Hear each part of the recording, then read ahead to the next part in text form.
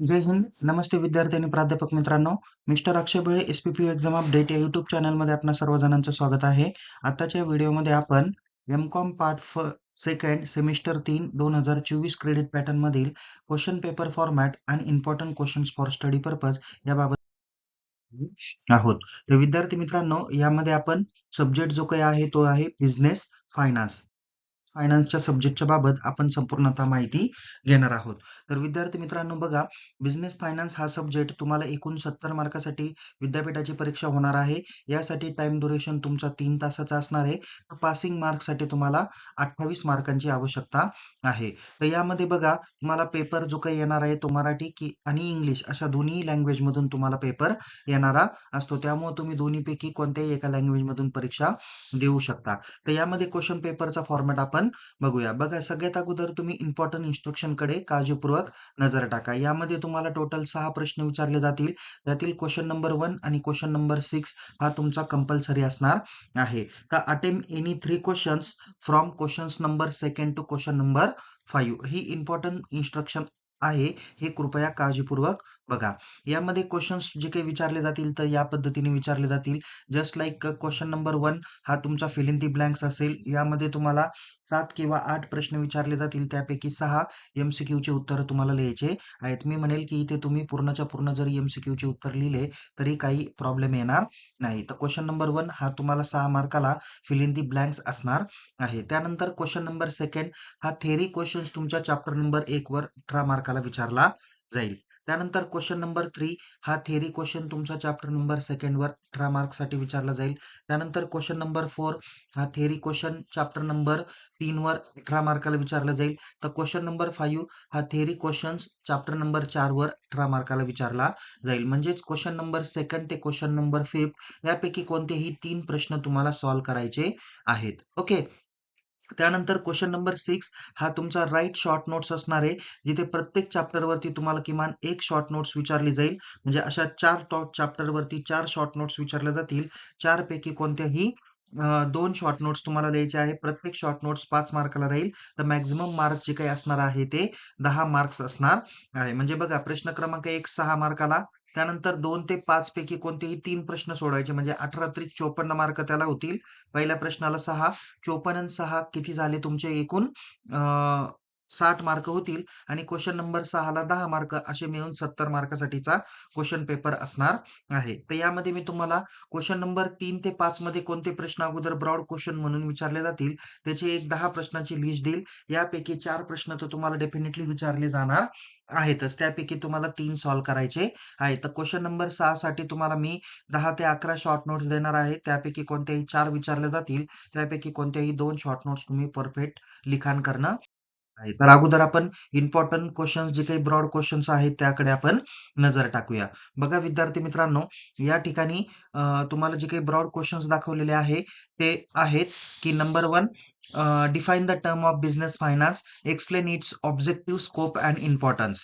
Okay. म्हणजे तुम्हाला एवढे कोणतेही 3 प्रश्न करून ठेवायचेच आहे. तुम्ही प्रश्न कोणताही येऊ द्या, तुम्हाला बिझनेस फायनान्स म्हणजे काय याचं इंट्रोडक्शन, मीनिंग, डेफिनेशन तुम्हाला राईट डाऊन करता आलं पाहिजे. ओके. सो हे काळजीपूर्वक तुम्ही करून ठेवा. त्यानंतर त्याचे ऑब्जेक्टिव्ह, स्कोप किंवा इम्पॉर्टन्स यापैकी कोणतेही 2 प्रश्न तुम्हाला ब्रॉडला येतील. कदाचित येईल ऑब्जेक्टिव्ह अँड स्कोप किंवा स्कोप अँड इम्पॉर्टन्स असा प्रश्न देखील विचारला जाईल. ओके. त्यानंतर पुढचा आहे explain in details estimating financial needs and sources of finance. Okay. हा एक महत्वाचा प्रश्न तुम्ही चॅप्टर नंबर 1 च्या रिलेटेड तुम्ही करून ठेवायला हवा. त्यानंतर दुसऱ्या चॅप्टर वरती आधारित आहे. तो आहे explain the steps in financial planning. इथं स्ट्रॅटेजिक फायनान्शियल प्लॅनिंग म्हणजे काय आणि त्याच्यातल्या स्टेप्स तुम्हाला विचारल्या जातील. म्हणजे इथं स्ट्रॅटेजिक फायनान्शियल प्लॅनिंग हे पण कन्सेप्ट तुम्ही काळजीपूर्वक करून ठेवा. त्यानंतर पुढचा आहे explain estimating financial requirement of firm.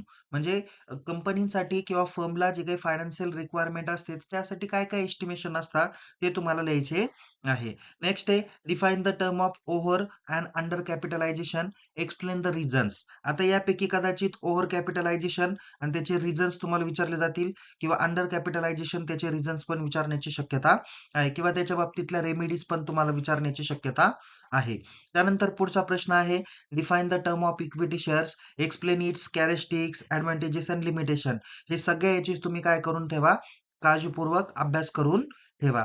त्यानंतर पुढे आहे, define the term of preference share, explain the advantages and limitation of preference share किंवा कॅरेक्टरिस्टिक्स किंवा फीचर्स ऑफ प्रेफरन्स शेअर्स किंवा टाइप्स ऑफ प्रेफरन्स शेअर्स असे पण प्रश्न विचारले जातील.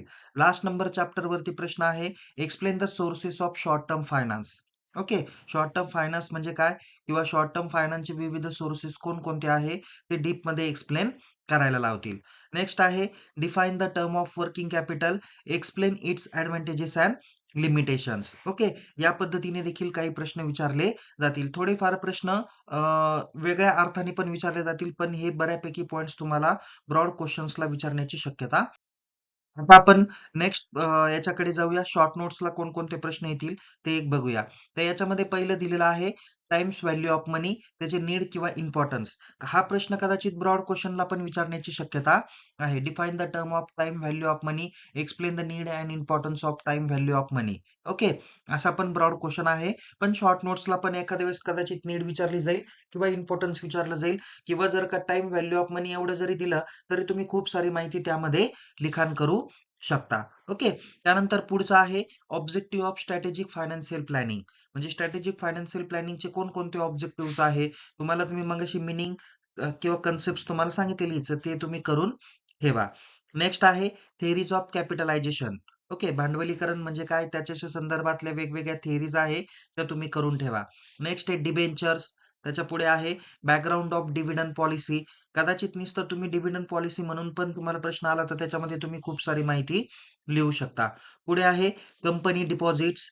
त्याच्यानंतर आहे dividend yield and dividend pay out. हे डिव्हिडंड पॉलिसीच्या रिलेटेडच महत्वाचे प्रकार आहे. किंवा पुढे आहे trends in dividend distribution in India. आपल्या भारतामध्ये लाभांश वितरणीकरणाबाबतचा ट्रेंड्स काय आहे त्याबाबत माहिती आहे. पुढे आहे रोल ऑफ वर्किंग कॅपिटल. बघा, नुसतं कदाचित वर्किंग कॅपिटल पण येऊ शकतं किंवा रोल ऑफ वर्किंग कॅपिटल असा पण प्रश्न येऊ शकतो. नेक्स्ट आहे शॉर्ट टर्म फायनान्स, त्याचे नीड्स. ओके, नीड्स किंवा ऑब्जेक्टिव्ह किंवा importance of short term finance किंवा sources of short term finance. हा तर ब्रॉड क्वेश्चन आहे, पण शॉर्ट नोट्सला तुम्हाला असा प्रश्न देखील विचारला जाऊ शकतो. नेक्स्ट आहे ट्रेड क्रेडिटर्स किंवा bank credit, bank financing of account receivable.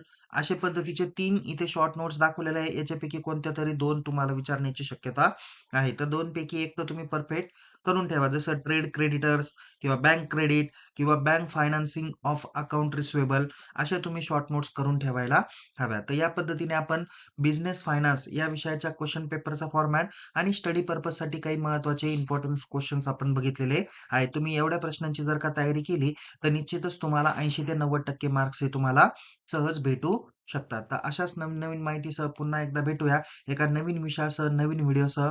तोपर्यंत आपण या YouTube चॅनलला सबस्क्राईब करा आणि टेलिग्राम चॅनलमध्ये सहभागी व्हायला विसरू नका. लिंक डिस्क्रिप्शन बॉक्समध्ये देण्यात आलेली आहे. तुम्हाला येणाऱ्या परीक्षेसाठी खूप खूप शुभेच्छा. Take care. जय हिंद. धन्यवाद.